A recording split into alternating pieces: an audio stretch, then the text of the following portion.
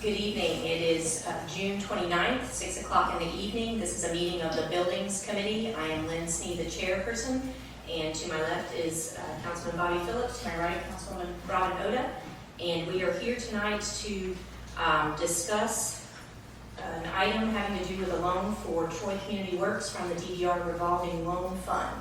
So I'm going to ask the mayor if he would please open us up with some information about that, and we'll hear from some other staff.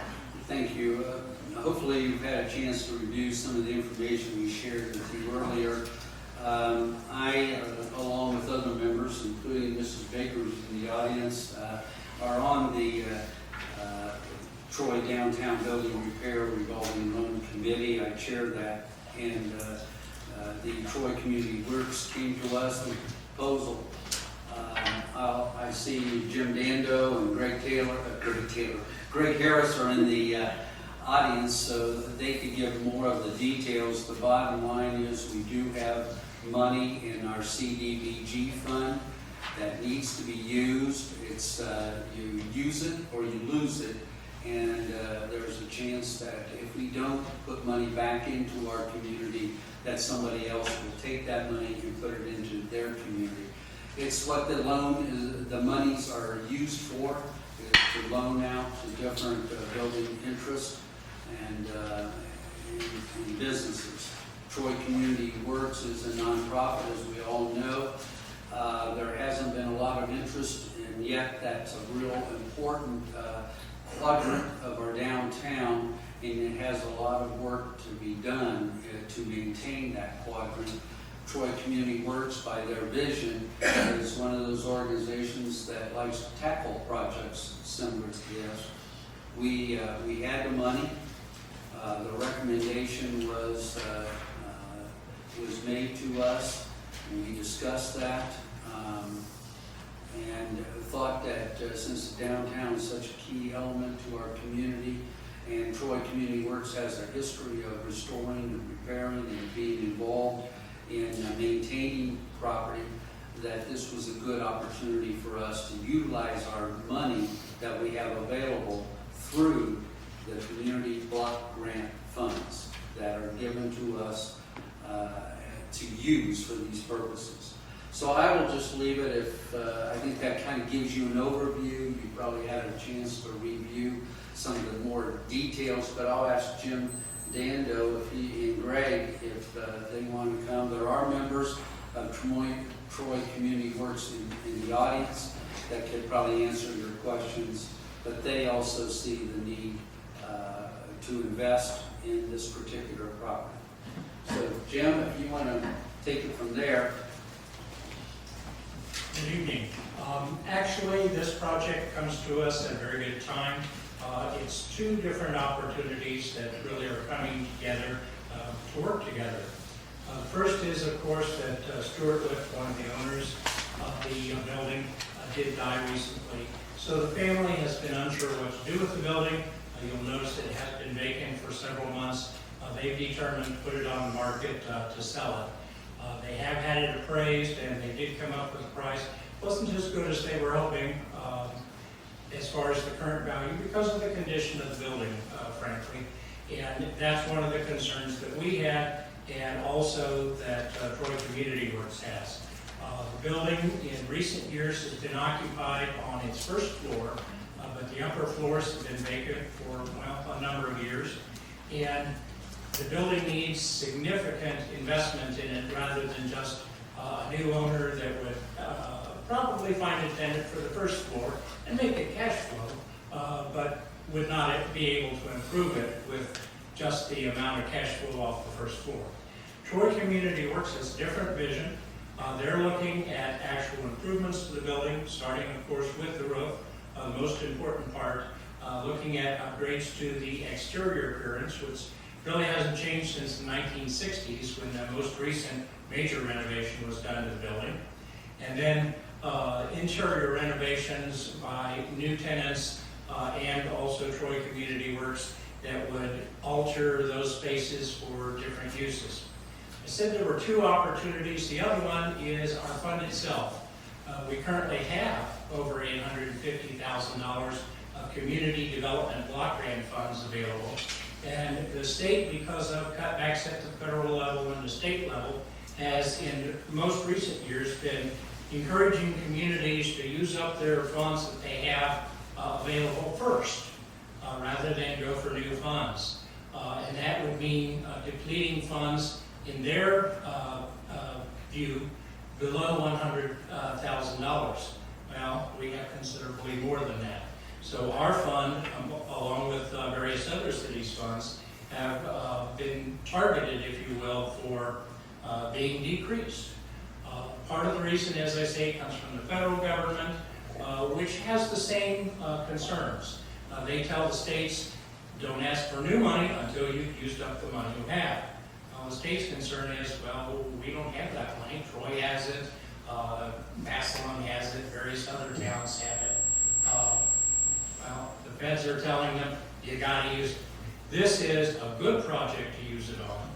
Also one that will make a very big difference for us in the community and frankly hits some of our major goals.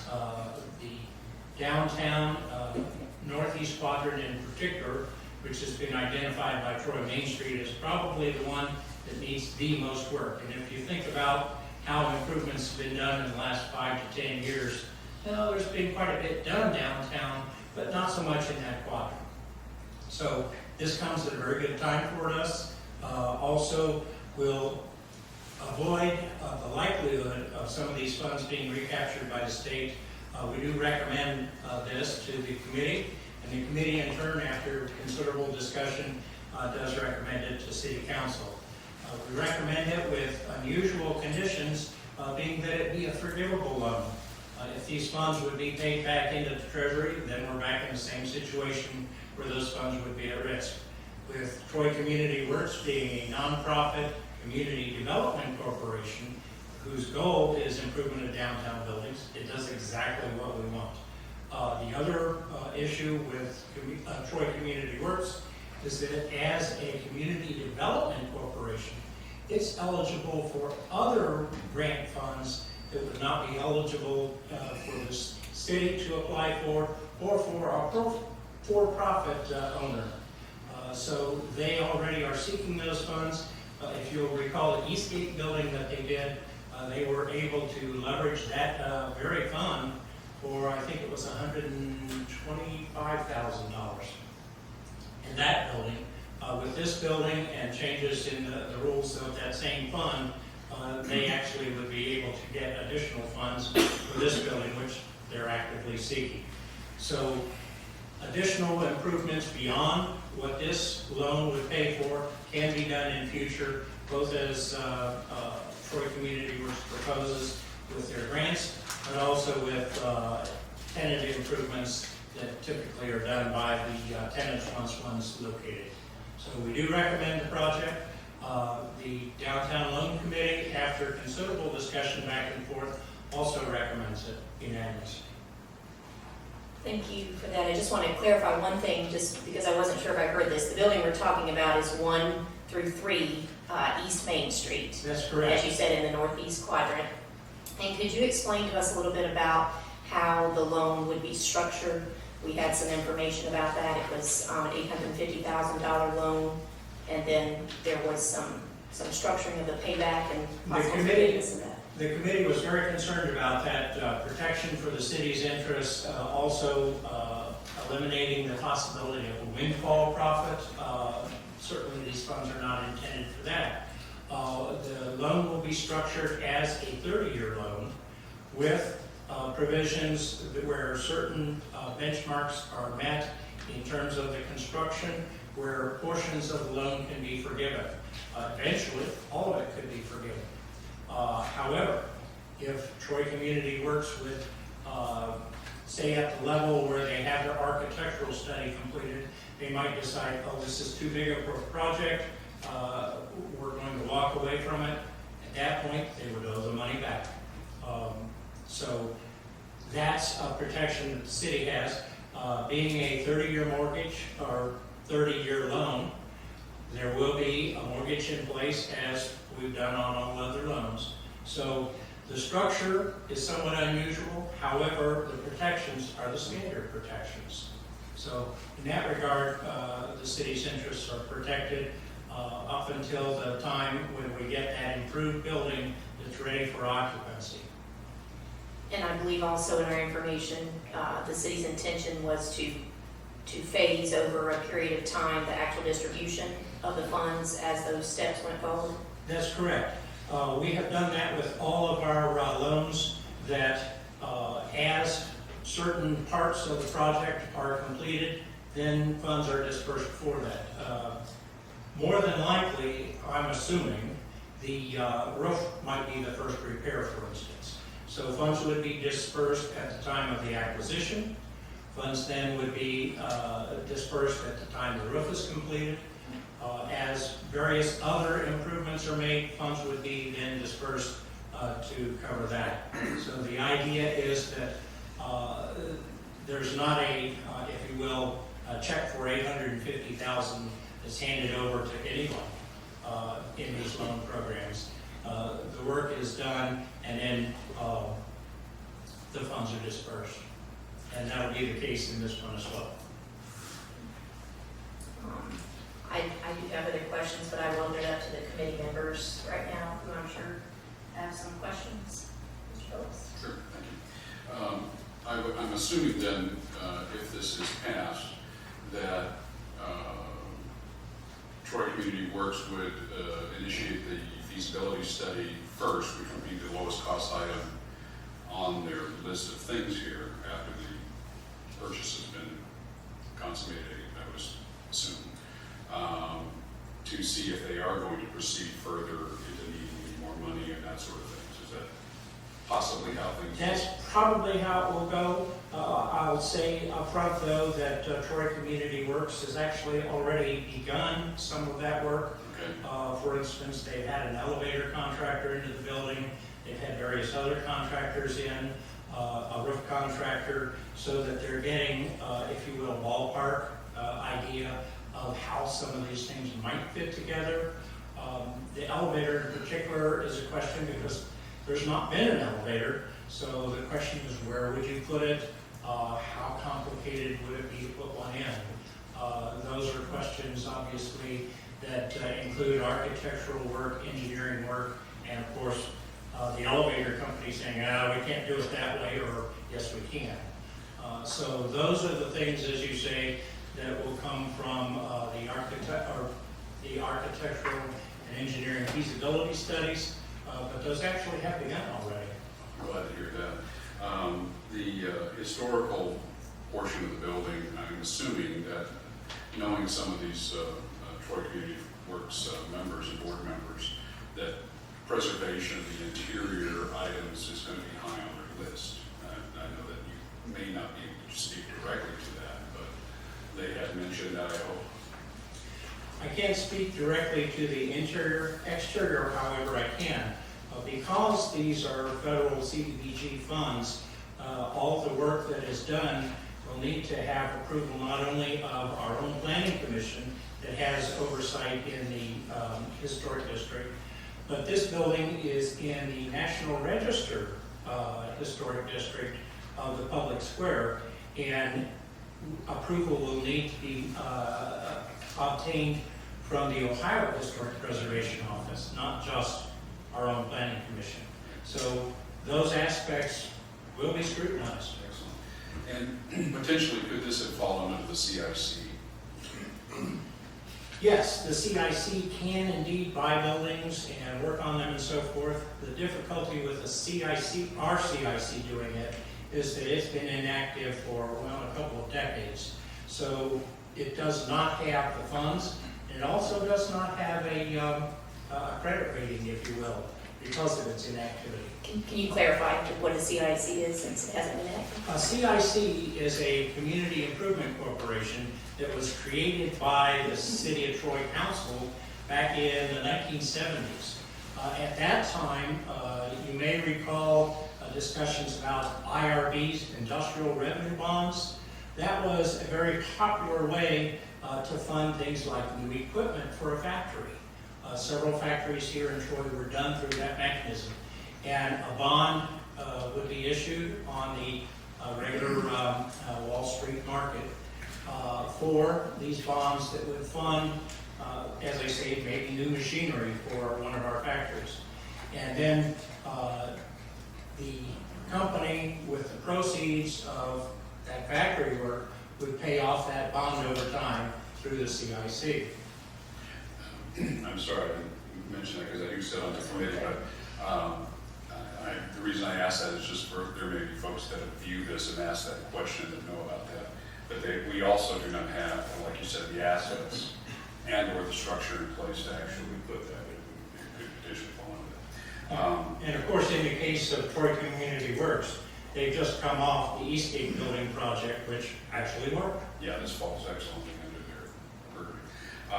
And last, I would like to echo the mayor with your letters that you sent to our representatives in state and senate that I'm going to use the word confiscation of funds is just running rampant through our state. And so this is an excellent use of, to improve our city for that. So. I have a couple of questions. Can you just clarify where the funds for the CBD come from? The community development block grants have been around since, well, about the 1970s.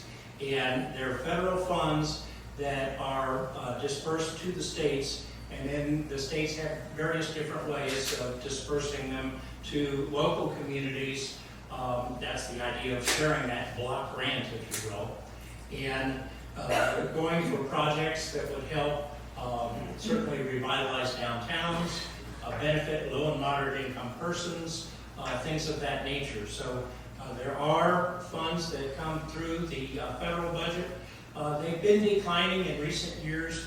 If you look at the history of Troy's receipt of these funds, we were over 100,000 in annual receipts several years ago, and we've declined to 90, 80, and we're currently in the $75,000 annual grant category.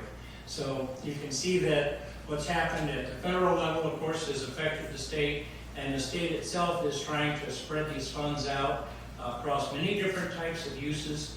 Our family abuse shelter, for instance, has the capability to go to a different section of these funds for some of their assistance as well. So these funds do flow to Troy in various different ways, but that's a declining pot of dollars. And how long, when is the state talking about reclaiming that money if we don't use it? They've been talking about that for actually about 10 years, but they've recently actually started to do it. And the changes in this year's annual program, for instance, include benchmarking to where we are with any, what they call program income funds that are being held here in Troy.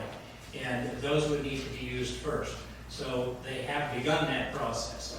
I'll also point out that Miami County recently with the so-called NSP program, Neighborhood Stabilization Program, that helped demolish some of the buildings that had been abandoned through foreclosures, what have you. Miami County had chosen to create a revolving loan fund. The state at first agreed with that, but this year they notified the county that, no, bring those funds back to the state. So as those loans are being paid back on those demolition dollars, they're going to the state, not to Miami County. So that is in process right now, and largely because, as I say, of the shrinking pot of funds at the state level. They want to try to keep as many programs going as they can. Some of these are very highly competitive. The CHIP program, Comprehensive Housing Improvement Program, for instance, typically has 20 to 30 applications a year, and lately they've been funding 7. So they really do need to collect as many dollars as they can to keep programs going. Do we receive so much money per year? We have been, as I say, it had surpassed 100,000 a year previously, but now it's down to 75,000 a year. And so this just builds up in a fund? We use it for different projects. Mhm. And our loan fund in particular is revolving, so it comes back in. So what happens, so all the money that's being paid back by the other people that we've already given the loans to, do we have to get rid of that money as it comes back in? So we're looking for projects to do? That's exactly the situation. Because as I say, the state currently is using the $100,000 as their threshold of who they're concerned about, whether the funds are going in and out or whether they're sitting dormant. Frankly, there are a couple of communities that I know of where, maybe upwards of $1 million has sat dormant for a number of years. So I see their point. I might add, over the past, I think you mentioned about 25 years, we've had about over $5 million that has been loaned out and repaid from these funds. So they've been used, and I think we still have about 28 loans out Outstanding. that are outstanding. That money comes back in, so to replenish the fund. What we have to guard against is being stagnant and showing no interest in using those funds. Well, I, for one, I think you would all agree, keep them in our community for special projects. This is one big project because this is one big place in our downtown feature. But we still will be replenishing through the other loans that we have out, money going back in. So if there's another project that comes down the line, we would have monies available to allocate there. So what we continue to do is keep it fluid. It doesn't get stagnant where the state may say, well, they're not using it, we can't, or this community can't. I'm not saying it's not a good thing to use the money. I'm just saying I'd like to keep it in the community and have it used for the betterment of all of us. So that's where the money is. It comes in through a couple of our loan funds I understand we're going to be combining those funds, correct, Jim? The two CDBG loan funds, for their requirements, must be combined. That's right. They've always kept very close tabs on our economic development revolving loan fund, which last had a loan in 2009. But the downtown loan funds throughout the state, they've not had as good a handle on because they didn't have their regulations in place. So those were done, if you will, ad hoc, one at a time. When Troy created its downtown loan fund, for instance, there were no others in the state. That was the first one. So they haven't been able to keep as close tabs on that, and their decision this year was they're going to combine all of those CDBG funded programs into one in each community so that they can keep better tabs. So this is not necessarily city taxpayer funds. Correct. These have come from the federal government through the state, and they're not, if you will, local funds. They've been in our custody, maybe is the way to look at it, and we've been able to utilize them, but they're federal funds that belong Which to all the comes state back to the here. taxpayer anyhow. Yes. Yeah. That's where they came from. One more question. If the building is sold, now you said that we're looking at a forgivable loan. Correct. So if that building is sold, where do the profits from that go? Troy Community Works, as a community development corporation, must use it for its primary purposes, which is redevelopment of downtown. So actually, it'll go right back into downtown. So One way or kind the of other. a way of saying this is the city is gifting this money to Troy Community Works in a way, With conditions, yes. with conditions. That's all I have right now. And I just want to point out, I believe in your report, the mayor mentioned the word that this loan fund had become stagnant. I believe the state actually used that terminology in describing this, which is troubling in the sense that you think that they would be ready to take it back. We are on that list, I yes. certainly don't feel like it's been stagnant because this seems to come up in, Well, there are lots of loans out. We've got a list of all the loans Yes. that are It's our out and balance used. that It's the they're looking balance. at. It's the balance of the funds. that we have. Because what's the average loan? 20,000, 30,000 maybe? I don't know what the average is, but I think But it they're might be not. higher. Okay. Because we've had loans as low as $12,000, and I think we've had them as high as $600,000. So we have a pretty wide range, depending upon what the project is, obviously. But we have certainly helped people who needed just those 12, 20,000, 30,000, Yes. $50,000 loans. This is, So I think we point out it's unusual to be above 100,000. come on, people, improve your buildings. I will, unless there are any other questions from the committee members? I'm going to give the other folks an opportunity to ask theirs. Okay. Then I will start over here. I just have one question. Well, I decided to listen to you. Would you yield the floor to Mr. Swayze? Mr. Swayze, you have a question? Thank you. I agree with the project. It's a great project. My only concern is, in reading the committee notes from last week, at one point, Mr. Chedrick was talking about the bank loan being optional in the future should the project require it. My concern is, will we maintain the first place on the loan or on the mortgage, or will we have to subordinate that to a bank if they go for a second loan?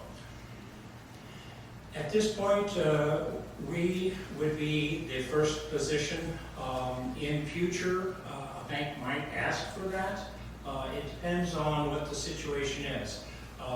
If it's leasehold improvements, for instance, that a tenant would make, they wouldn't even be eligible for a second mortgage, of course. If Troy Community Works would seek a second loan, they very well might require, before the bank would grant such a loan, that we would agree to subordinate. At that point, we would come back to City Council for that permission. You'll recall some of the previous projects we've had, the next door building, for instance. I think that was a case there where a subordination was requested and City Council did approve at that time. That was a year or two ago. So that would be the process, but you're correct. Many times banks do want to either have the first position, occasionally a shared first, but they don't even like that really. They like to be first. I would just hate to see us get down the road where Troy Community Works, should this go through, gets the building, does a bunch of improvements, they go to a bank and get it for money, and then all of a sudden something happens where Troy Community Works, God forbid, defaults, and all of a sudden the bank gets it and we're out $850,000. When a bank forecloses on a building, it goes to sheriff's sale at that point, and typically an appraisal has to be done, and then a certain minimum bid is provided, and typically a bank makes sure that they're covered, but we have that opportunity as well, and our hope is certainly that if these dollars go into actual improvements, that the value of the building consequently goes up. Could it happen that way? Yes. Do these dollars go directly to improving the building and its value? Yes. So that's one of those equations that we can't really predict how it would come out. Okay, thank you. No, I have another question. I asked Al if I could jump in. Sorry. Well, it had to do with some of the banking things. In the notes, it says that the building is unbankable. What does that mean? Unbankable is one of those loose terms that basically means that a bank won't give you a loan for it. What we've seen with some of the buildings that have gone for, well, what I consider to be low prices, is that typically they're done for cash. They're cash deals because either a condemned building, such as the Eastgate was, or a building that's somehow deteriorated and maybe just doesn't appraise at a high enough value. Banks don't want to touch it. They look at a loan. Unlike us, we look at the building is in the community and we want to see it improved. A bank looks at a loan as, well, a money-making proposition. Does it make money or does it not? And that risk factor is what they look at. In the case of the city, we have that risk anyway. if no loan is made, that building is still in a prominent location in downtown. So we have, if you will, a different motive from the bank in that regard. Thank you very much. I'm going to start off with a disclaimer. My wife and I are financial supporters to Troy Community Works, so obviously we support the program. But I think it's important to get that out of the way in the beginning. I support this project, and I'm glad to see some board members in the audience, and I'd like to hear from them about their vision. But first, I have a couple of questions. The city is very gracious in getting this money and loaning it out, and it's really made a huge difference in our community over the years, and it's really blessed us. But we're owed $200,000 that is not recoverable. We've gotten judgments in court against some of the monies that we've loaned out and have been defaulted on, and we'll probably see that sometime after I'm dead and gone. And I'm glad to see the phasing of funds, but right now we have almost $1 million. If we loan this out, we have almost $1 million to Troy Community Works. And I'm just sort of concerned about, like the other council members, about getting that back at some point. Not that I think we won't, but will this deplete all of our funds? We receive in payments just in the two CDBG funds over $150,000 a year, actually pretty close to $170,000 a year that come in just in the payments that we already received. There also is a third fund that is not federally sourced. It was local funds that we built up over a number of years that is under total control of City Council without oversight from Columbus. Those funds currently in what we call the Small Business Development Loan Fund, $380,000, I believe, Greg? About $380,000. Those can be used and have been used for businesses, small businesses, even some large ones that don't fit in with the federal requirements very well. And that fund actually has become much more active lately because it has built up. So those funds, think of them as a little easier to use, if you will, certainly for small businesses. Small businesses in particular have a very difficult time, threading their way through the red tapes that federal funds necessarily bring. Yeah, I guess my concern is not what Troy Community Works, but our overall payment plan. I mean, I looked at some of the loans that are outstanding. They're outstanding for huge periods of time in my eyes, and maybe not, in the banking sense, but in my eyes, and some organizations have paid little or nothing on it for years, and it appears that they're going to wait till the drop dead date, when it's due before they start paying, or finally pay it off. And I, that just makes me nervous, because I'd like to offer this opportunity to, others who want to come to Troy and open up a business.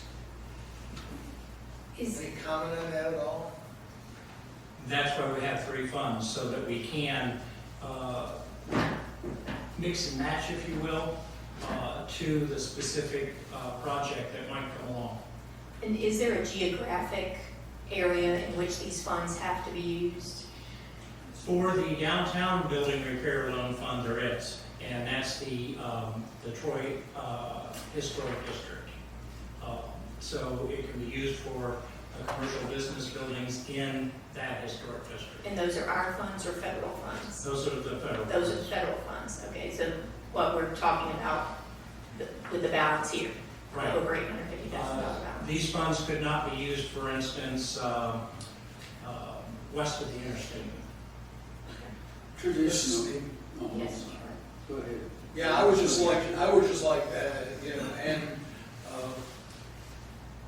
my statements with, again, I appreciate members of Troy Community Works Board members being here, and I'd like to hear from them regarding their vision for the building. Thank you. I will plan on recognizing this as soon as I get to the Okay, questions. We're getting there. Are there any other questions, Mr. Joyce? Nice clarification. Obviously, it's federal funds, so it's limited on the projects that we can do. Is there any other outstanding projects right now that we look at that can fit into this mold? Because obviously, if we don't use these funds, the state can come and take them. Correct. So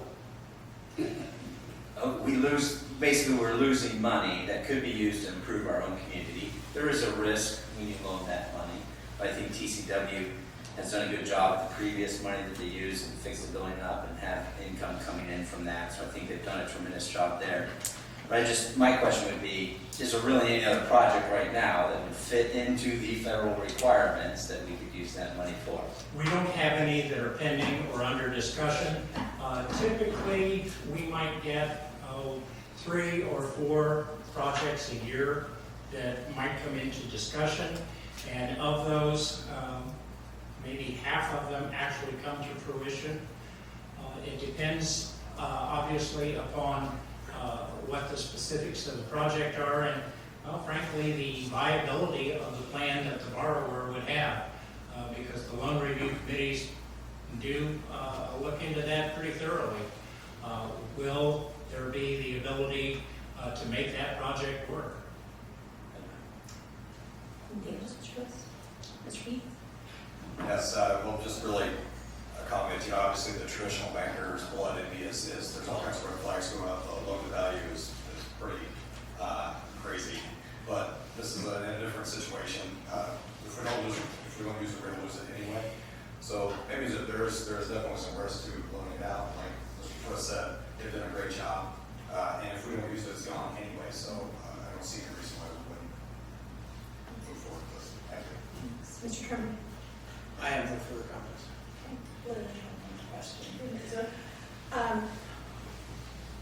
Who are the loans paid back to?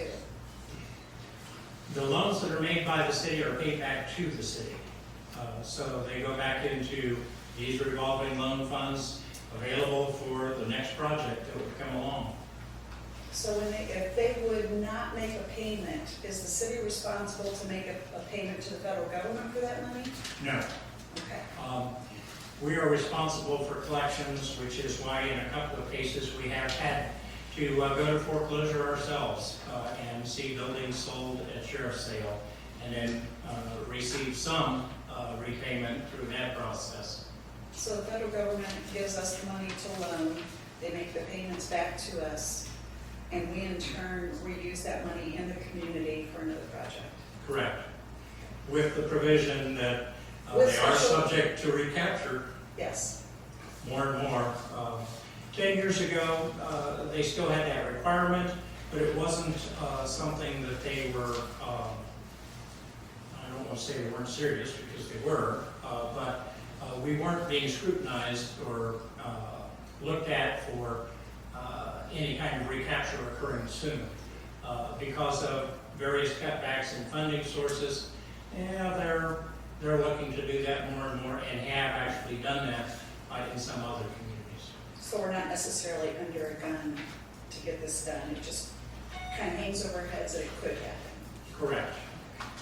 Although, I think as I mentioned before, it was noted that our fund is stagnant with a large balance that is being used. We're on the list. Are there any other council members in the audience? I wasn't sure which one. Mrs. Baker, any questions? Mr. Stigall, any questions? All right. I know that there are some representatives from Troy Community Works here, and some council members have expressed interest in maybe your plans. Is there a Troy Community Works board member who would be willing to just maybe give us an overview? Thank you. If you could just state your name. Sure, good evening. My name is Rich Dinsmore, and I'm the current president of Troy Community Works. I think our vision was articulated pretty well by the mayor. We are a CDC. Our mission is to improve viability of building stock in the downtown community. You can see the work that we've done at Eastgate. The plan for this building, I think Mr. Phillips articulated it very well, is to do a feasibility study first. It's making the building secure, making sure that that's viable. Secondly, I think that it's important for us to make all 3 floors viable. We're not interested in rehabbing the first floor and letting the rest of it just sit empty. I think it's very important to make sure that all 3 floors are viable. We've had some initial assessment on the roof, the elevator. It will be a vanilla or soft dark shell when we get finished, so that will allow tenants to build it out. We've had a lot of interest from people already in renting the building, so I think there is a lot of viability there. I always kind of joke that I don't mean to disparage other communities, but have you ever been to downtown Vandalia? Downtown Weaver Heights? Anybody? We've got a gem here, okay? And selfishly for Troy Community Works, this helps put us on the map. We did the Eastgate project, maybe a little at the edge of town, but people still say, who are you? We need to be successful here. It's going to take the community to help us do that. But I think once we do this and make this successful, everybody will know who Troy Community Works is. And I think that's what we want to do. I think we want to take any assets from this fund and move those on to other projects. And I think this will be the catalyst for us to do that. So if there's any other questions, I'm happy to answer those to the best of my ability. I just had one, this is just a curiosity question. This building is on the National Register. That's correct. Is it required to have an elevator then? I mean, are you looking at that as a requirement? I Or think a necessity for, we believe it's a necessity to make the second and third floor viable. Just Okay, one. and the historic accuracy of that, since it didn't have an elevator, I cannot answer that question for sure.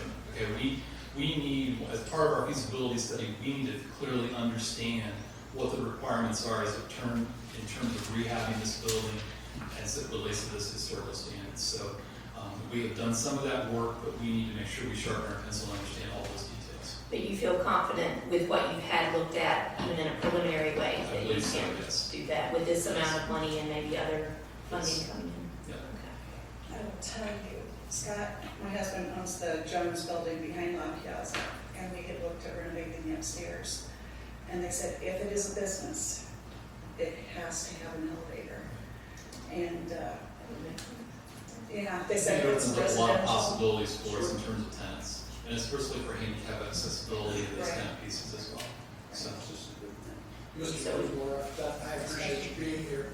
I just wanted to ask if you had a timeline as far as renovation goes, or what your vision would be for second and third floors. our timeline is as quickly as possible. Okay, and again, I don't mean to be vague, but I think until we have a feasibility study and really understand what we're dealing with, for me to stand here and tell you that we're going to do this in 2 years or 3 years, I think is not responsible on my part, so I won't do that. I do believe that we want to put a tenant in there and make this thing work and make it viable. I live downtown. I don't like walking by this building and seeing it empty. So I think we need to begin to tell that story, and we would like to be there sooner than later. I agree, it is a gem, thank you. Part of it is, I think, is understanding that if we do an elevator, there's been questions about could you rent the apartments? They've had tenants from the welding school in the apartments, could you do that while you're building? But as we look at the structure of the building and installing a spline for HVAC or electrical or any of these other necessities you need to get the second and third story, that may impact the ability to rent an apartment. Nobody wants to live on the first floor while we're tearing up the second floor. So I think the short answer, Mr. Clark, is certainly a 5-year or less window to make this thing viable. Great, thank you. Are there any other questions, Mr. Bismarck? Thank Thank you very you much so for much. consideration time. Thank you. I just have a comment, I think, for Mr. Clark's benefit. Of the $3.7 million since 2000, I think it is, of the loans that are outstanding, there's only 2.4 that is roughly still outstanding. We've only, I'm going to say, lost 266, I believe it is, through the 3 businesses that are in default at this point in collections, and that's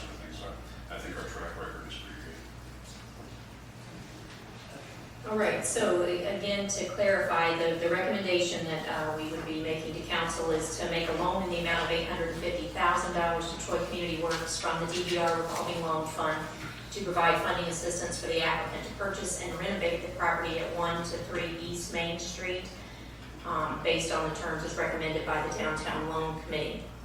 And that legislation would include deviating from the DVR guidelines of a loan amount exceeding $100,000, and we are requesting emergency on this. So knowing that recommendation, what would be your, I'm absolutely in favor of going forward. Let's proceed as suggested by the committee.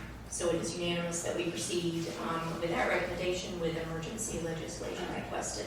Thank you very much. And there can still be discussion at the council meeting. Of course, Yes. Questions? Is there anything else to come before the Buildings Committee? not right now. If not, we are adjourned. Thank you.